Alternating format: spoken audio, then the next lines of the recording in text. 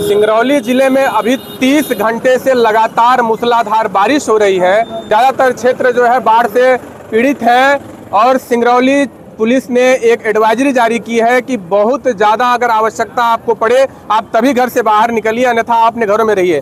इसी बीच सिंगरौली संघर्ष मंच के तरफ से एक पदयात्रा निकाली जा रही है। आखिर इस बरसात में सिंगरौली के जो युवा हैं उनको पदयात्रा निकालने की आवश्यकता क्यों पड़ी, हमारे साथ बात करने के लिए बबलू सिंह जी है। बबलू भैया, इतनी बरसात में अभी 1 घंटे से बरसात बंद है, इस बरसात में पदयात्रा निकालने की आवश्यकता क्यों पड़ी है? विराग भैया, जैसा कि आपको भी पता है कि सिंगरौली जिला जो हमारा है हादसों का जिला कहा जाने लगा है। यहाँ की सड़कें खूनी हो गई हैं और जब ज़िंदगी हमारी सुरक्षित नहीं रहेगी तो हम पुलिस प्रशासन के किसी भी एडवाइजरी को मान करके क्या करेंगे। परिस्थितियाँ ऐसी निर्मित हो चुकी है कि हमें अपने प्राणों को बचाने के लिए सड़क पर उतरना पड़ रहा है।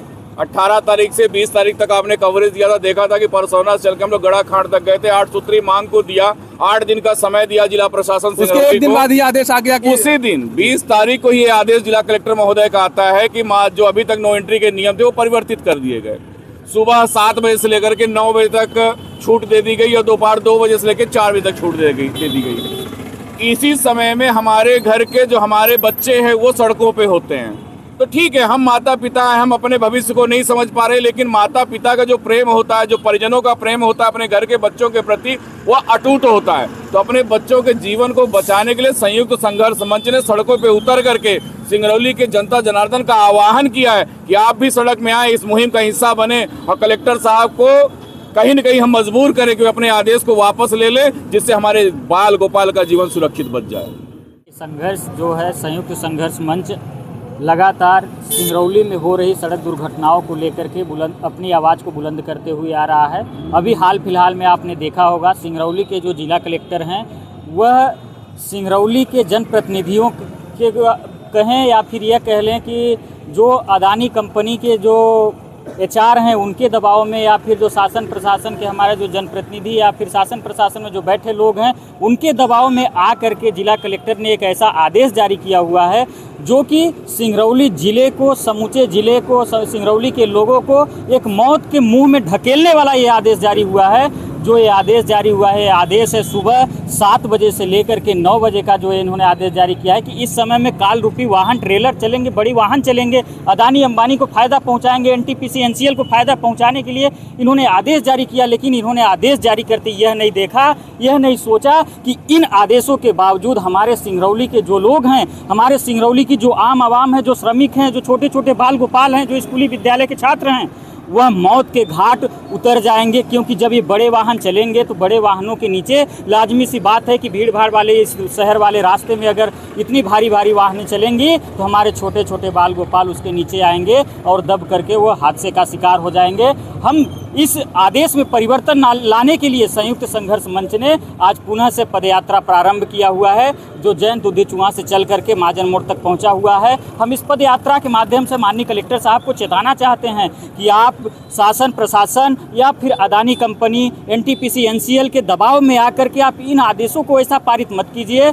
इन आदेशों से हमारे सिंगरौली के लोगों को मौत के घाट उतारने का कार्य न कीजिए। इस वजह से आज हम लोगों ने इस पदयात्रा के माध्यम से आज महाजन मोड़ पहुंचे हुए हैं। आपके माध्यम से, आपके चैनल के माध्यम से उनको बता रहे हैं कि समय रहते आप इसमें बदलाव लाइए और जो पूर्व में नो एंट्री का आदेश था उसको पालन कराइए और वर्तमान में जो आपने आदेश दिया हुआ है इसमें बदलाव लाइए। पुनः कल यह पदयात्रा महाजन मोड़ से बिंदनगर की ओर जाएगी। अगर इसमें समय रहते परिवर्तन नहीं हुआ तो कल का आंदोलन उग्र होगा, जिसमें शासन प्रशासन और जिला कलेक्टर, जनप्रतिनिधि और कंपनियों की जिम्मेदारी होगी, न कि हमारे सिंगरौली के आम आवाम की जानकारी। भाई, हमारी मांगे सबसे पहले तो ये है कि जैसा कि पूर्व आदेश जो माननीय कलेक्टर जी के द्वारा निकाला गया था उससे शहरी क्षेत्र के सभी लोग संतुष्ट थे।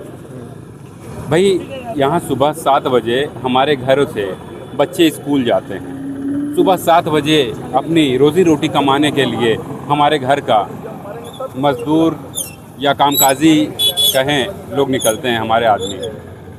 अगर उस बीच कोई दुर्घटना हो जाती है तो क्या उसके जिम्मेदार कलेक्टर साहब होंगे? अच्छा, एक सवाल आपसे और था कि आप लोग 18 से 20 तक एक पदयात्रा निकाले जो परसौना से रजमिलान से गड़ाखाड़ गई थी।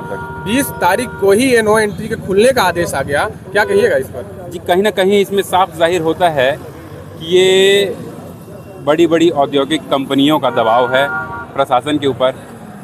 मुझे तो लगता है कि ये यहाँ सिंगरौली की जो प्रशासन है या शासन सत्ता कहें, ये पूरा खेल हो रहा है कि कंपनियों के दबाव में यहाँ की प्रशासन चल रही है, ना कि यहाँ आम जनमानस के हित के लिए कोई भी फैसला ऐसा कोई भी नहीं हुआ अभी तक।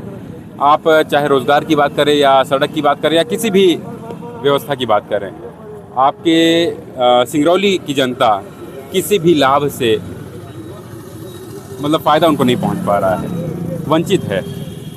इसलिए हमारा ये संघर्ष यात्रा ये है कि हमारी जान माल की सुरक्षा करें। भैया, हमें मुआवजा नहीं चाहिए, हमें कुछ मत दो, लेकिन हमारी जान तो बख्श दो। सुबह 7 बजे हम कमाने जाते हैं, अगर गाड़ी हमारे ऊपर चढ़ जाएगी तो क्या आप जिम्मेदारी लेते हैं? हमारा घर आप चला लेंगे? अगर हमारा बच्चा मरता है उस रोड पे तो क्या आप दोबारा उसकी जान वापस ला सकते हैं? नहीं ला सकते हैं। बस हम अपने घर की रक्षा के लिए, हम अपने आप की रक्षा के लिए इस रोड पे उतरे हुए हैं और ये संघर्ष लगातार चलता रहेगा जब तक ये आदेश वापस नहीं हो जाता। संघर्ष पदयात्रा समिति के जो लोग थे यह ये कह रहे हैं कि यह संघर्ष तब तक चलता रहेगा जब तक सिंगरौली जिले में जो पहले नो एंट्री का समय था, शहरी क्षेत्र में वो नो एंट्री का समय लगा रहे। और इसके पहले ये लोग परसौना से गड़ाखाड़ तक की पदयात्रा निकाल चुके हैं, जिस पदयात्रा में इन्होंने मांग किया था कि कोल वाहनों के लिए एक अलग से मार्ग बनाया जाए। परिवर्तन किया गया है जिला कलेक्टर के द्वारा। इसके लिए कांग्रेस के एक नेता हैं जिनका नाम राम शिरोमणि साहवाल है, उन्होंने उनको आवेदन दिया था और इसके कुछ दिन बाद ही यह नो एंट्री के समय में परिवर्तन किया गया है। क्या कहिएगा? देखिए, नेताओं की तो बात ही अलग है। नेता जो है लाश पर सौदा करने पहुंच जाते हैं। नेता जो है आगजनी करवाने में अपना भागीदारी देने पहुंच जाते हैं। और जब पद यात्रा चल रहा है, तिरंगा झंडा के नीचे चल रहा है, कोई राजनीतिक मंच नहीं है, तब ऐसे नेता जो है बंद कमरे में है। पता चला है कि बंद कमरे में जो है कलेक्टर साहब को आवेदन देने गए थे कि नो एंट्री में बदलाव किया जाए। तो वो नेता भी जान लें कि सिंगरौली की जो है एक लोग अब जान चुके हैं कि नो एंट्री का समय बदलाव करने के लिए, दुर्घटनाओं को रोकने के लिए सड़कों पर प्रयास कौन कर रहा है। सीधी बात है, समूचे सिंगरौली जिले के लोगों को आना चाहिए। ये जो है एक युद्ध सड़क दुर्घटना के विरुद्ध सभी लोग जो है इससे प्रभावित हो रहे हैं। और उन नेताओं से भी हम देखिए अपील करना चाहेंगे कि आ जाए, तिरंगा झंडा के नीचे है, कोई राजनीतिक मंच नहीं है कि हम सत्ता के नीचे काम कर रहे हैं, विपक्ष के नीचे काम कर रहे हैं। क्यों आएंगे आपके नीचे? वो तो खुद ही गए थे आवेदन देने की नो एंट्री के समय परिवर्तन किया है, तो फिर आपका साथ क्यों देंगे? देखिए, 4 दीवारी के बंद कमरे में अगर देना होता तो हम लोग भी दे दिए होते, लेकिन 4 दीवारी के बंद कमरे में देने के बाद अडानी कंपनी से लिफाफा हम लोगों को देखिए नहीं लेना, क्योंकि उस लिफाफे में जो है सिंगरौली के लोगों की दम घुटती है। सिंगरौली के लोग सड़कों पे बेमौत मारे जाते हैं, सिंगरौली के लोग जो है सड़कों पर दर्दनाक कुचले जाते हैं। तो ऐसे लिफाफा का हम बहिष्कार करते हैं और सिंगरौली को सुरक्षित और बेहतर बनाने के लिए हम लोग सड़कों पर अथक प्रयास करेंगे और कर रहे हैं।